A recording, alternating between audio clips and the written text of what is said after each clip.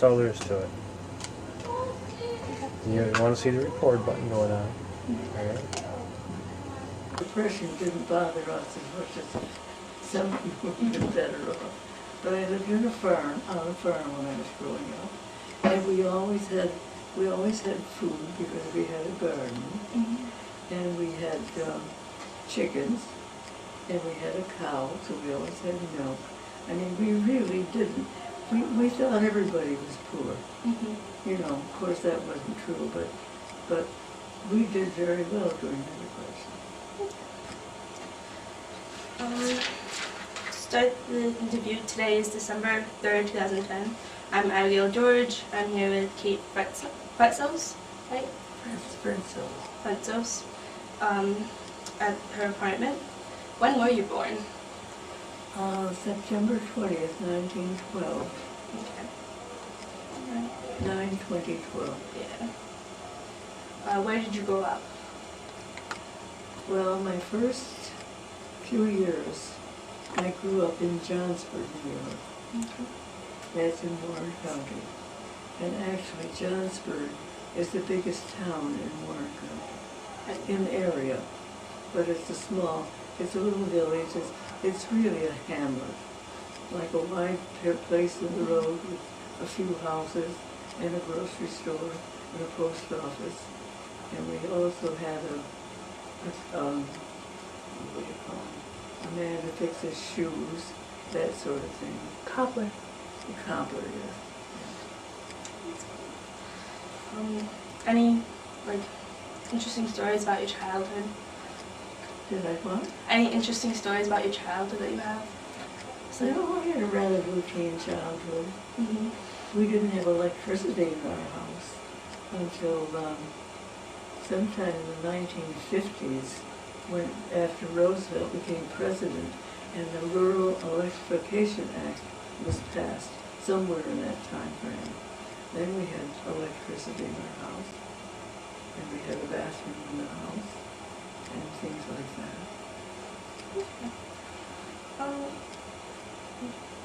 What kind of education did you get when you were younger? Well, I really had only 7 years of grammar school, because at the end of the 7th year, the teacher asked me if I wanted to take the 8th grade Regents. So I took the 8th grade Regents and I passed them, and I went into high school at the end of the 7th grade. And I had 4 years of high school, and I had 4.5 years of college. So I had, I had a pretty good education.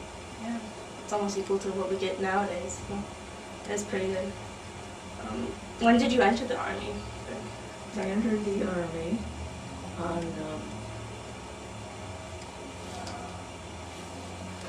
I have the dates on here, 20th of February 1941, and that was 2 years and a couple of months before Pearl Harbor.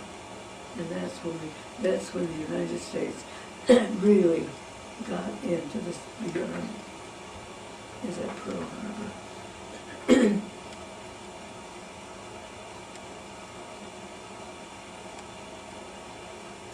What did you do during those first couple of years?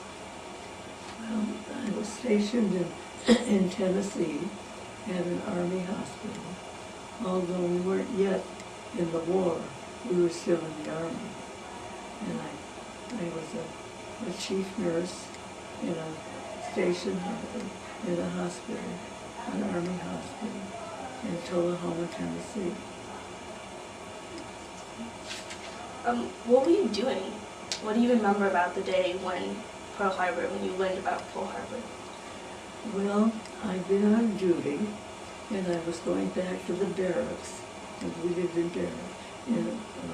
barracks, and I was going back to the barracks after my tour of duty, and I met some nurses coming on duty, and they were crying, and I said, "What are you crying about? What's happened?"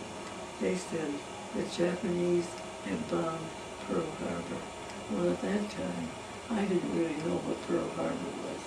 I didn't know that it was an Army base in the Pacific, actually.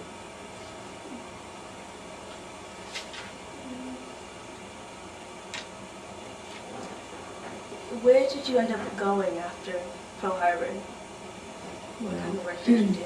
After Pearl Harbor, well, I went into the service as a second lieutenant. That's the lowest rank that you can get if you're an officer. And I went in as a second lieutenant. And sometime while I was in Tennessee, I was promoted to first lieutenant. And then before I left Tennessee, I was promoted to captain. So I was a captain in the Army Nurse Corps. And from there, we went to Europe on a ship, of course. I'm sorry, my voice kind of gets, it has to do with age, because I'm 98 years old. That's not old at all. You don't think so? No. I think people can live forever if they need to. I admire it. Yeah. Definitely. Well, I'll probably live a couple more years anyway. But I think I'm just about. So I spent my first assignment in Europe was in North Africa. And we were there for 13 months. And then we were what do I want to say? We were sent to the island of Corsica, and we were there for another 13 months. And then we went to Italy, and we were in Rome for about 6 months, and then we were sent to Naples. So we were in Europe about 6 months before the war ended. Before the war in the Pacific, well, before the war in Europe ended. It ended on August 14th of 1944. And we thought that we were probably going to be sent to the Pacific because the war was still going on there. But while we were in North Africa, or in Italy, the war ended in the Pacific. When the bomb was dropped on Iwo Jima, that was the end of the war. How did you feel about the bombs being dropped? Well, I didn't like the idea of so many people being killed, but the other thing about that, which we really were told, and was true, that it shortened the war, and so saved a lot of lives also. What kind of hours did you end up working while in the service? Did you work long days? No, we set up a schedule, and I was the chief nurse, so I had to set up a schedule. And we worked 3 shifts, a day shift, an afternoon shift, and a night shift. Did you ever have to work really for several days on end because of tons of casualties coming in? Did we have what? Ever have to work days on end because of the amount of No. casualties? No. As a matter of fact, we didn't, because we had an adequate staff to staff the daytime shift, and then the afternoon shift, and the evening shift. The nurses wanted to work around the clock, but in the effort to keep them from getting sick or too tired out, we kept them to their regular schedule. What was it like interacting with the wounded soldiers? What was it like? What was it like interacting with the wounded soldiers?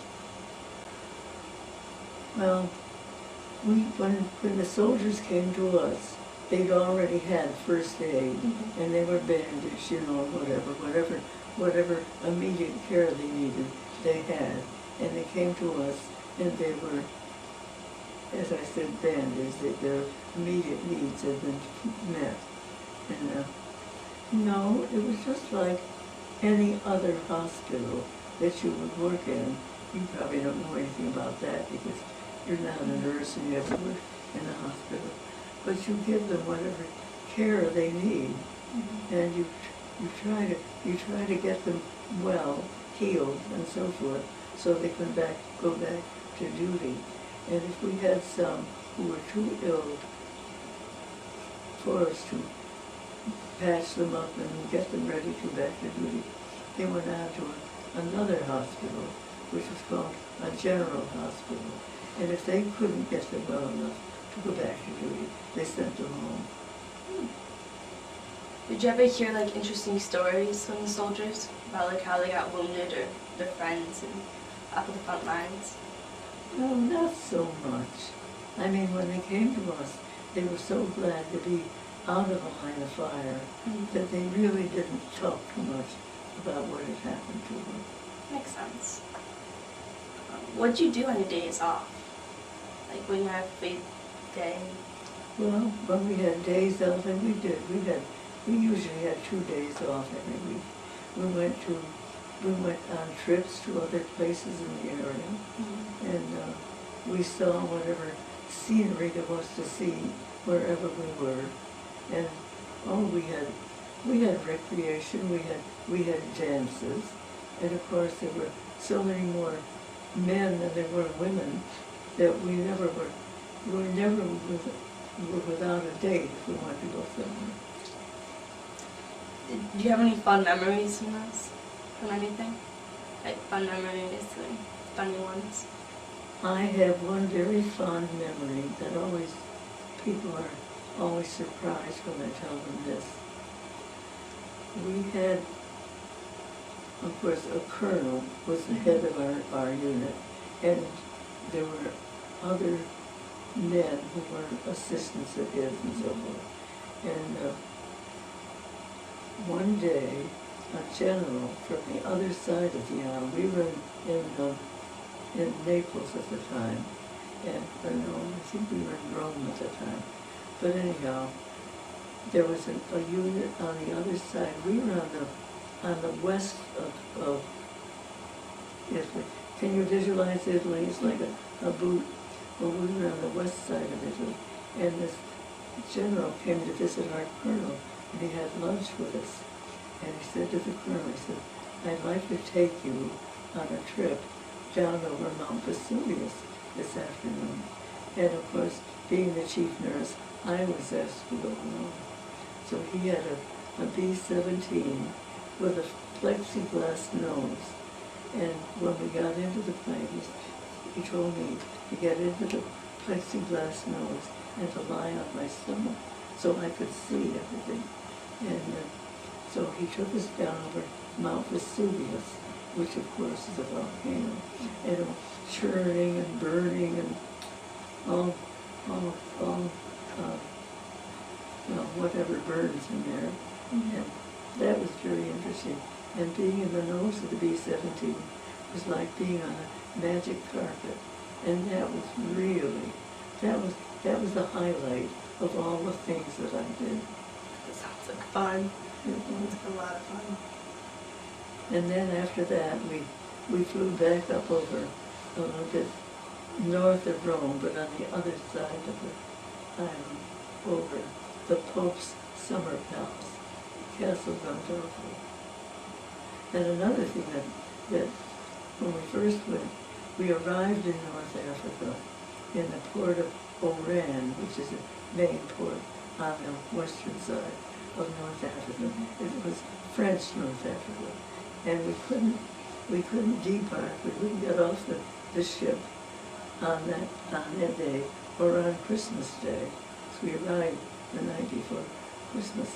And because the French admiral had been murdered the night before that, and we didn't know what kind of a reception we were going to get.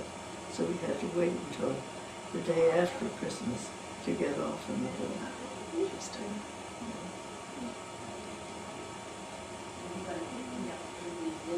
Yeah. How often, did you ever get homesick when you're off fighting or off healing people? Do you ever get homesick? Do you ever contact home? How often? Oh, we didn't get homesick because we were so busy all the time. You know, when you're nursing, you have wards full of injured people, you don't really have much time to do anything except work. So you never really wrote letters home? Oh, we did write letters home, of course we did.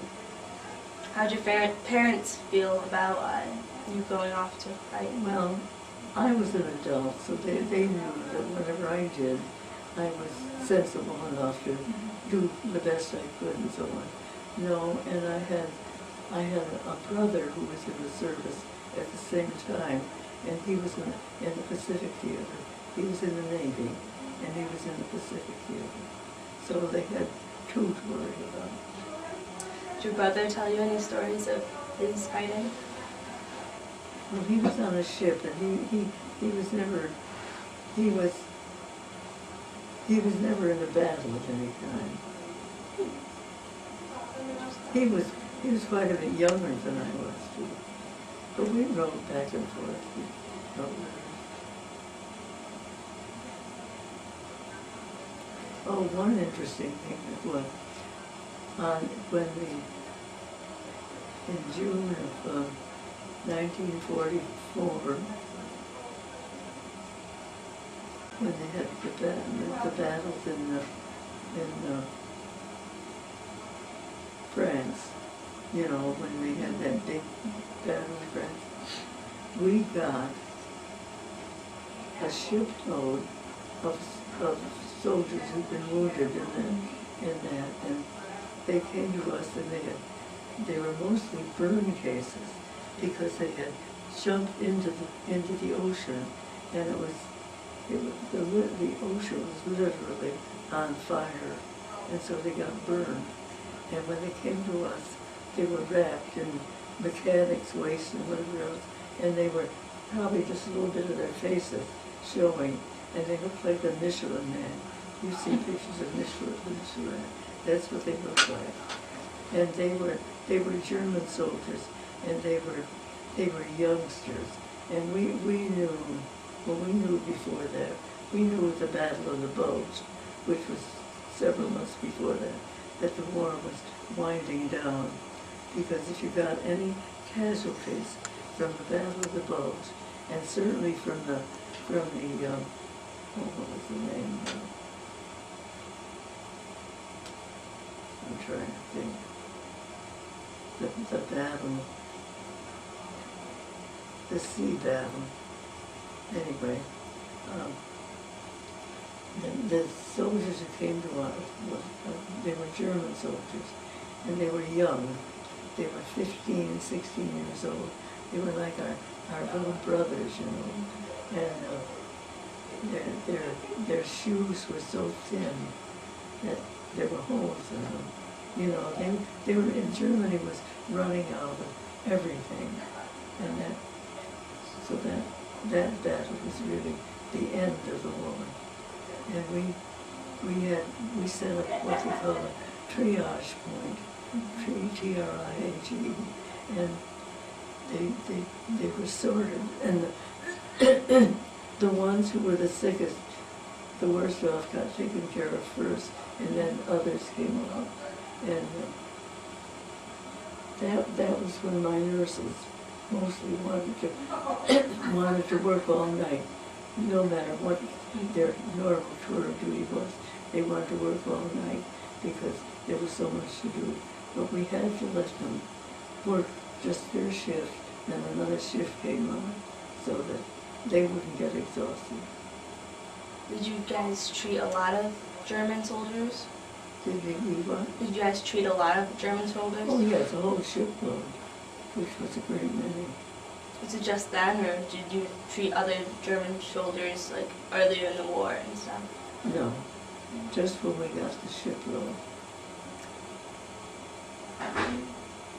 Did anything ever go wrong at the hospital? Like, big major things going wrong? Well, one time we had a big wind from North Africa, and it blew a lot of our tents down. Tents that we lived in, and tents that we had, that were wards. Is that like one of the major things really that went wrong? Did you guys ever get like bombed on or anything? No. We had some bomb scares. I mean, we thought we were going to get bombed, but we never did. We were far enough away. And we were on the island of Corsica to back up the soldiers, the infantry that was there, because the reason was they were there because Corsica wasn't too far from where the fighting was going on. But it also was a good place to be because they could fly in and out of that island practically every day in the year. We were never sucked in, we were never fogged in or anything because the climate was so nice there. It's always nice to have a nice climate. Did you ever make any relationships in the war, like friends, like really good friends that you kept in touch with throughout the years? Well, I kept in touch with most of my nurses until most of them died. They mostly all gone. In fact, I don't know if any of them are still alive. Mm-hmm. That's sad.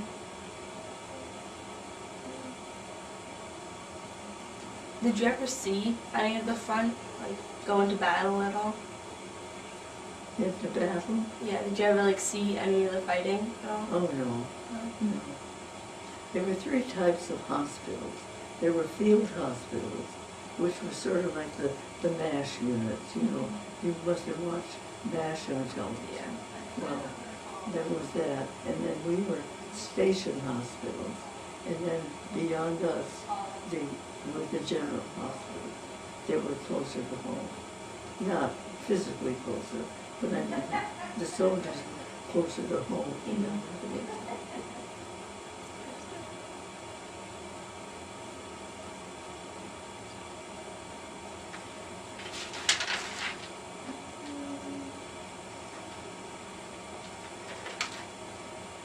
What would you say was one of the better places that you were at, that you worked at? Well, we were always well taken care of. There's something you might like to read this.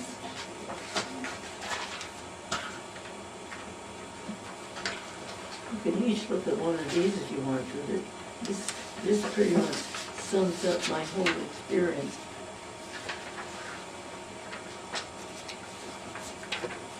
Thank you.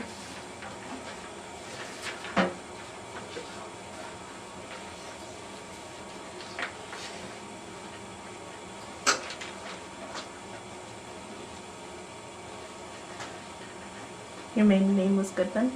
Hmm? Your maiden name was Goodman? My maiden name was Goodman.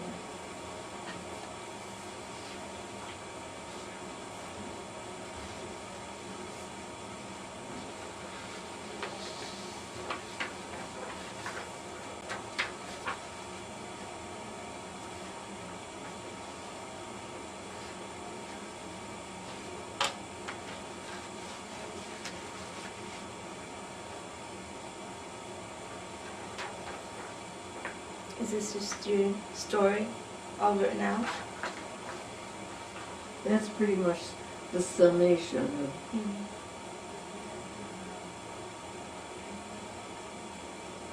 maybe if you read it aloud, your friend will know. Members profile. This month we get to know about Kay Frentzos. Frentzos. Sorry about that. Who we know better as Miss Kay. Here is her story as related to her in her words, better than I could have done. I was born on High Street in Athol on September 20th, 1912. I went to grammar school at Johnsburg and graduated from North Creek High in 1929. September of 1931 to January of 1932, I attended Albany State Teachers College, intending to become a teacher. The course I liked best in college was anatomy and physiology, and I decided I'd rather be a nurse. Accordingly, I applied to and was accepted as a student at St. John's Long Island City Hospital School of Nursing. I graduated in September 1935, took and passed my state board examination, and became a registered nurse. My nursing career took me from general duty nursing at Polyclinical Hospital in New York City in 1935 to the Albany Visiting Nurse Service from 1937 to 1940. What was it like working at the hospital in New York City? Oh, it was just a regular hospital, you know, like any, if you know anything about nursing, it was just a regular hospital. We didn't have a maternity ward, but we had everything else, medical, surgical, so on, so on. That's cool. While attending Teachers College, Columbia University in the fall session 1940 on a New York State scholarship, I saw a recruiting poster urging nurses to join the Army Nurse Corps. I was interested, so I immediately joined the Red Cross Nursing Service, which was a prerequisite to joining the ANC. Soon I was requested to make an appointment at 90 Church Street in New York City to take a physical exam. I was a little less than 5 feet tall, but the examining physician, who wasn't very tall himself, told me to stand as tall as I could. I just barely made it, but I passed. My first assignment was to Camp PA? P-E-A-Y. Camp P. Camp P. P-E-A-Y. In Tullahoma, Tennessee. I took my oath of office on February 21st, 1941, and proceeded by train to Tennessee. When I got to Camp P, the name had been changed to Camp Forest. I stayed there for 22 months, during which I was promoted to first lieutenant and eventually to captain. Several months after my promotion to captain, I received orders in early December to proceed to Camp Kilmar, New Jersey, to join the 500-bed 40th Station Hospital Unit as chief nurse. Camp Kilmar was the pits. It was the least accommodating, most uncomfortable billet I've ever experienced in 5 years in the service. I joined my unit on December 6th, and on December 12th we boarded a troop ship for an unknown to us destination. Throughout the voyage we were required to wear helmets and life preservers and to carry canteens full of water at all times. We had many life boats also. We sailed under strict blackout conditions. We reached Mers El Kebir at the port of Oran in Algeria on December 25th of 1942. We couldn't debark until the next day because French Admiral Jean Derlan had been assassinated in Algiers on Christmas Eve, and it wasn't clear what kind of reception we'd get. We did have a traditional Christmas dinner on board ship on Christmas Day. We were in Algeria, then French North Africa for 13 months, first on a mudflat in St. Cloud, then in Arzew for a while where we lived in old French foreign barracks, and finally in the city of... French Foreign Legion barracks we lived in. Foreign Legion barracks? Mm-hmm. Okay. And finally in the city of Mostagnum, about 25 miles east of Oran. From Mostagnum, we went by plane to the island of Corsica, where we stayed in several locations for another 13 months.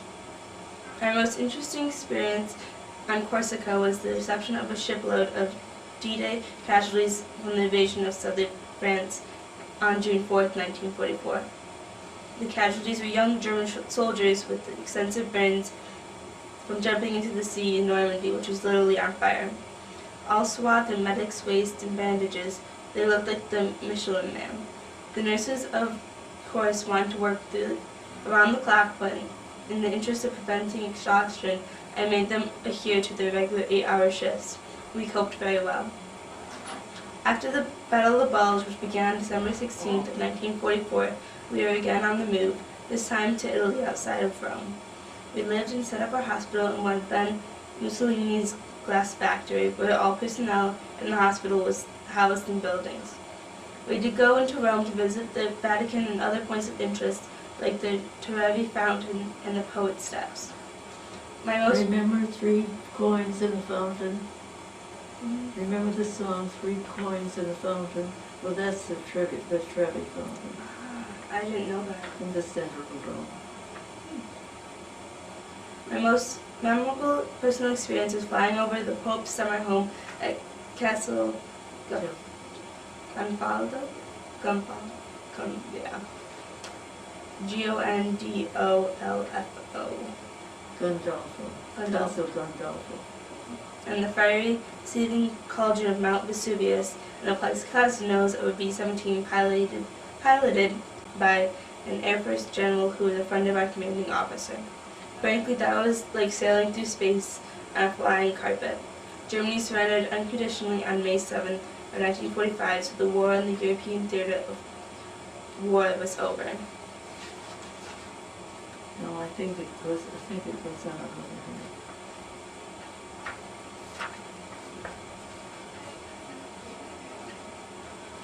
Put my glasses on so I can see. Give that to your friend and let her read it if she wants to. Thank you.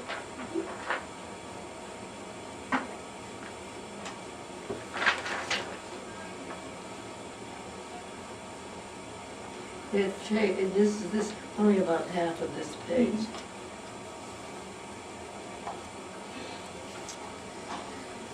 In July of 1945, after 9 months in Rome, we moved on to Naples. We did not set up a hospital in Naples. Most of our time was spent watching training films and wondering what was next for us. The plan was that those with the longest length of service would eventually go home, and others would be sent to the Pacific Theater. However, that never happened because on August 14th, the Pacific War was over, and eventually everyone was sent home. In November of 1946, I was promoted to the rank of major.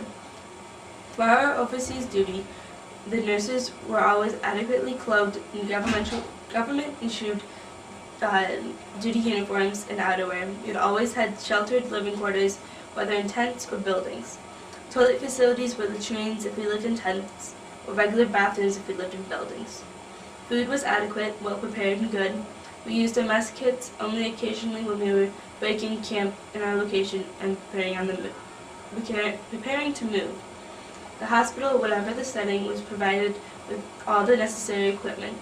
The welfare of all the personnel was a priority from the commanding officer down and through the ranks. My post-war nursing experience was all in teaching and administration.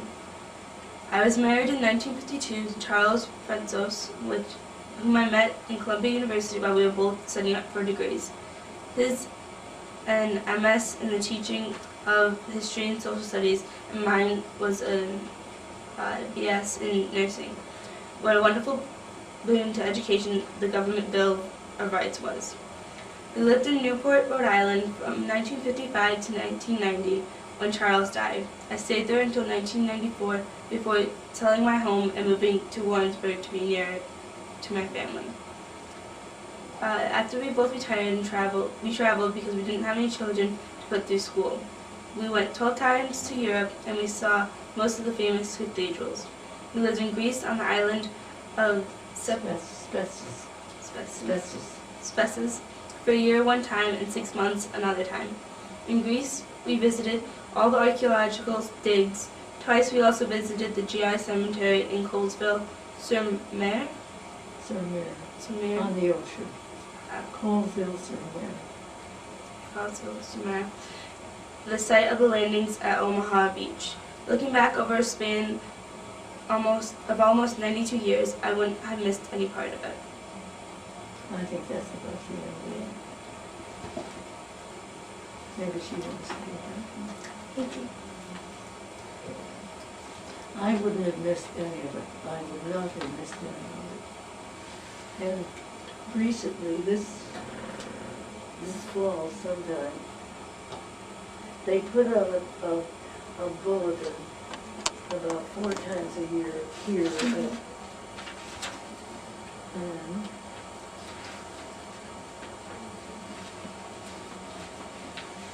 I can find it.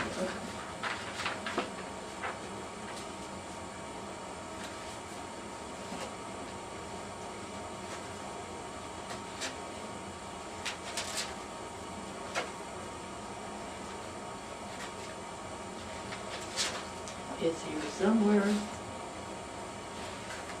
I don't have much storage space for things like this.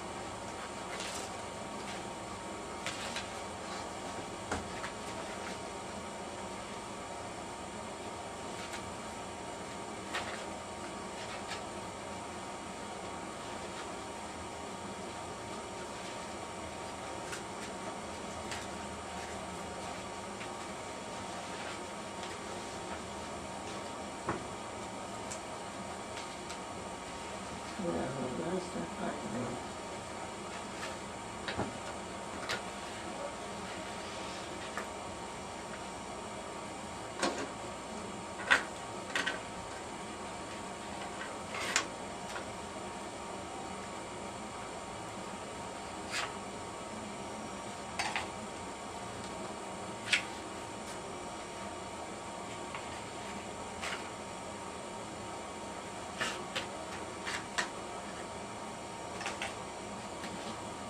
This one,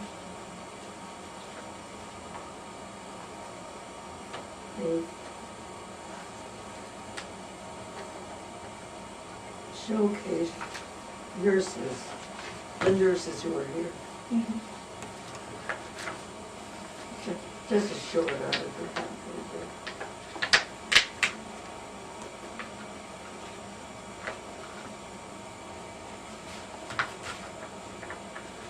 It starts here and just goes over. Mm-hmm.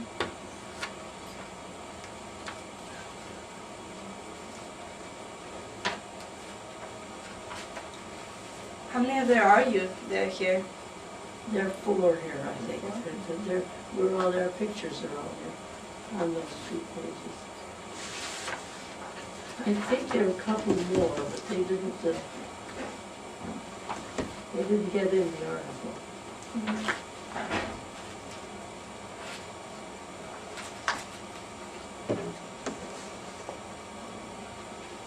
I was the highest ranking and the oldest, so I got to be showcased.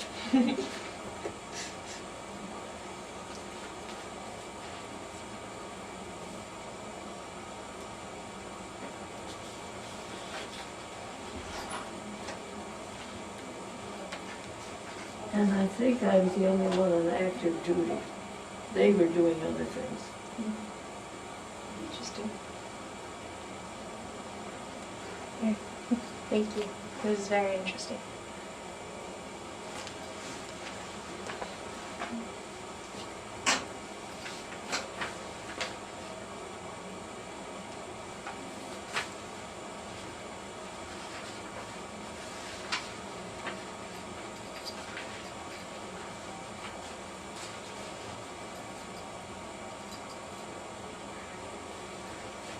Do you have a camera with you?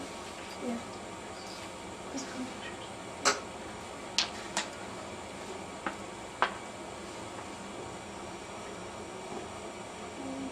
What was there any tension in the hospitals? Like with all the nurses, do you ever get any drama in the hospitals? Any dramas? Yeah, like tons of girls all around. Any drama? Like any tension at all with No, just happy we joys? really didn't. We remember, we were all professional women, Mm-hmm. and we had a job to do, and we did it. I mean, it was that simple. What was the average age of? Can I say hi to Abby, Kate? I Remember me?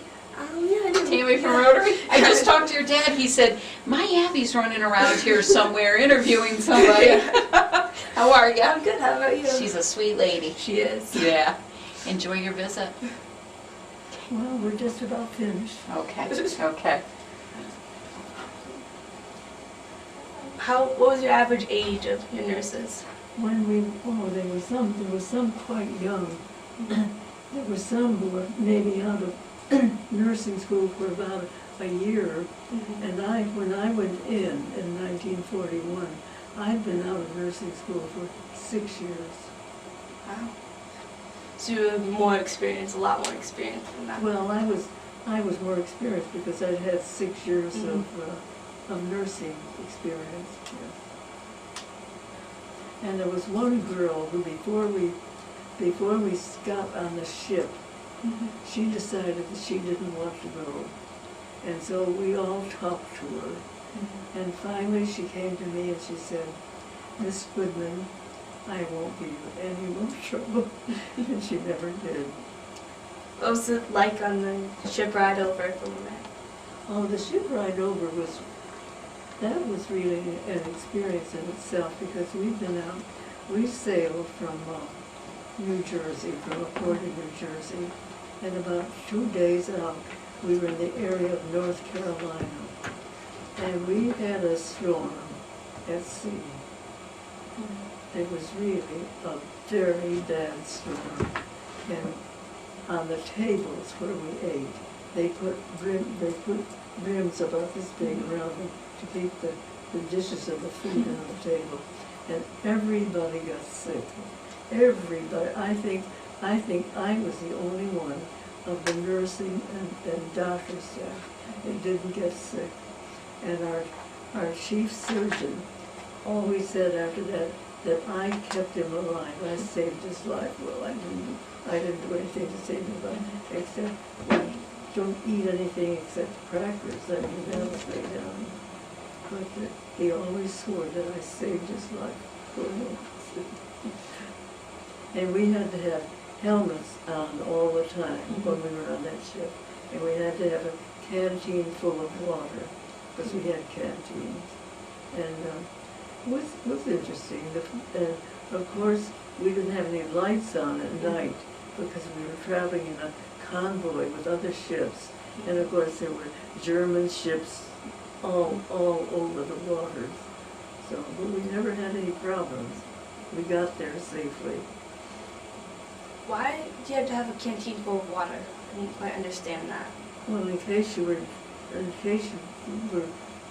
to get off the ship, had to get on lifeboats, water was something you positively couldn't live without. That makes sense. What was your uniform like? What did you have to carry? Well, let me see. What was the uniform? Well, it was our regular uniform, except that we didn't have any slacks or anything like that, unless we had our own that wasn't Army issue. And I think we did wear slacks on the ship, which was a good thing, you know, in case you got shipwrecked or something. Right. What was the Christmas dinner on the ship like? Was that any different, the Christmas dinner that you guys had on the ship? Our Christmas dinner was a typical Christmas dinner. Turkey and all the fixings. You know?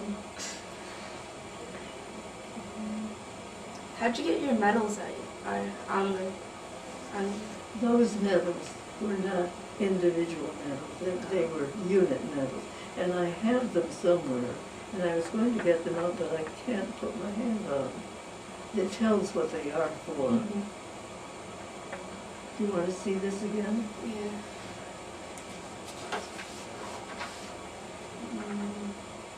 American Theater Campaign Ribbon, American Defense Service Medal, European, African, Middle Eastern Theater Campaign Ribbon.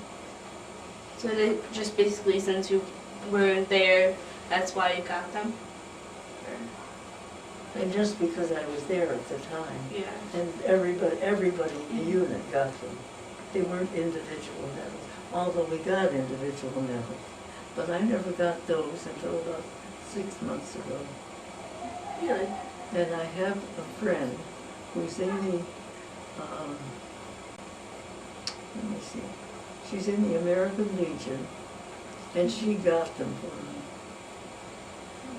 I could have gotten them any time, but anyway, she got them for me. She was more interested in them than I was. So she made the effort to get them. Some people like those kind of things. And this is my last ID card. You were very pretty. Mm.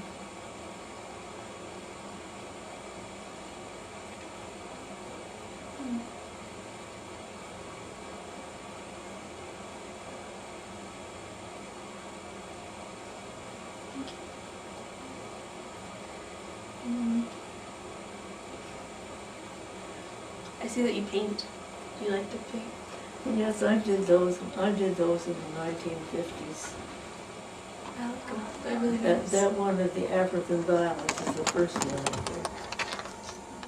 I like them. Quite nice. And that one up there is one that I did just recently, of the daisies. Is that man over there your That's husband? my husband. Pretty cute. And I have another picture of him and me. I have a picture of our 25th wedding anniversary. I can't walk without this.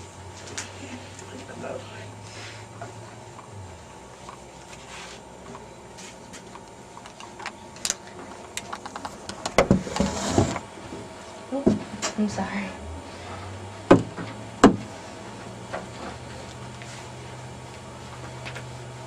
I'll bring it over.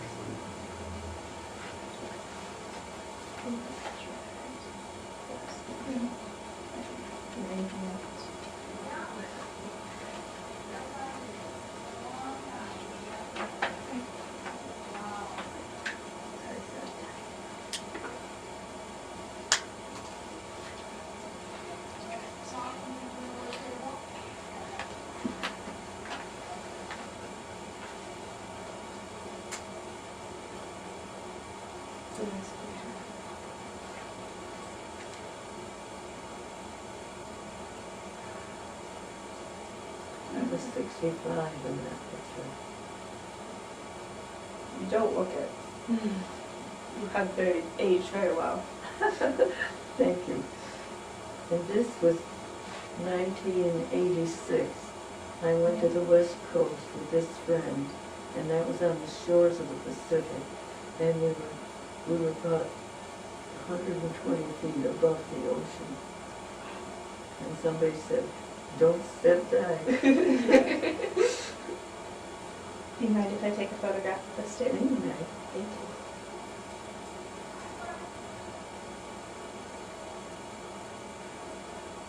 did your father bring you? Yeah, my dad. I don't drive yet. I'm not looking after my license, so my dad drove me. Yeah. Oh, bless you. That was nice. Can I walk over this? Yeah, I got it. No, my worst problem is that I'm very dizzy. Maybe we put that over in that. Let me get out of here, too. Got it.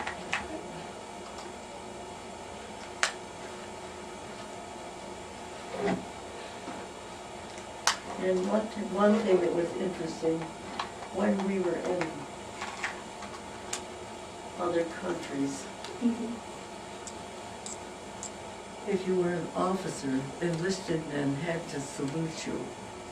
And it was very funny when they see me with a captain's bar on my hat and so forth. They'd say, "Ma'am, sir?" "Oh, ma'am, sir?" They were surprised. They do kind of a double take, and then they'd salute, because they weren't used to saluting women. Right.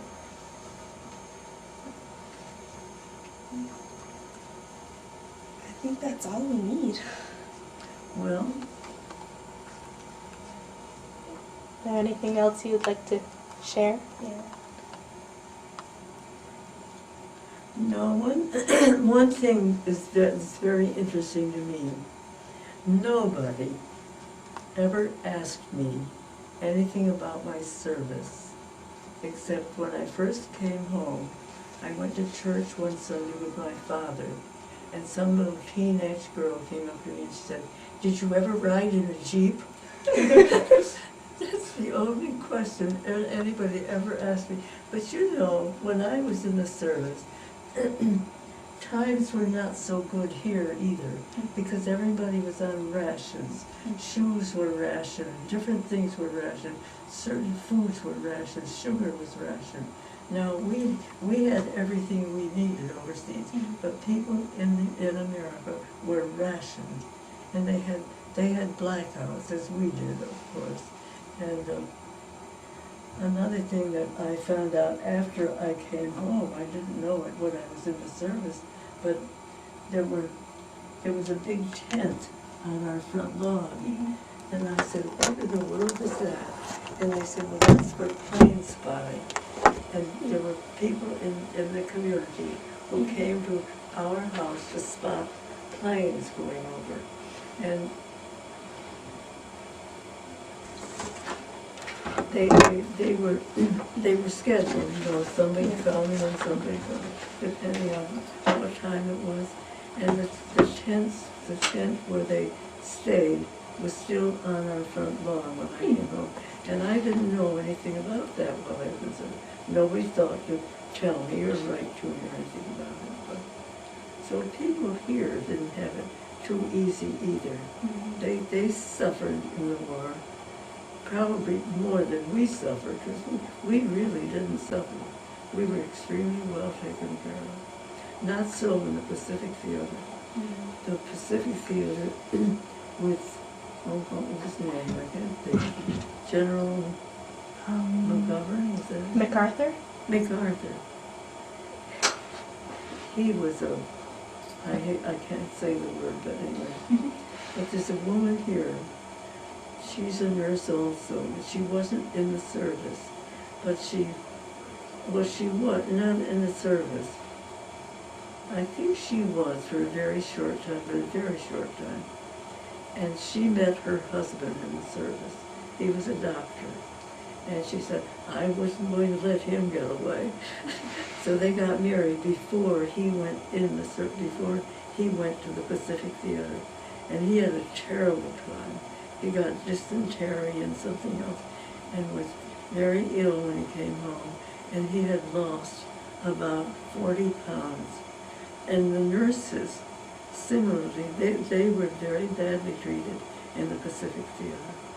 They didn't, we almost had country club conditions. You know, we were so well treated. But sometimes they didn't have a place to sleep. They didn't know where the next meal was coming from. And they lost a lot of weight, and they got dysentery and other things. And there's a very good book, if you're interested in that. It's called We, Band of Angels. And it's written by one of the nurses who was in the Pacific Theater. I think it's probably in some libraries, I don't know.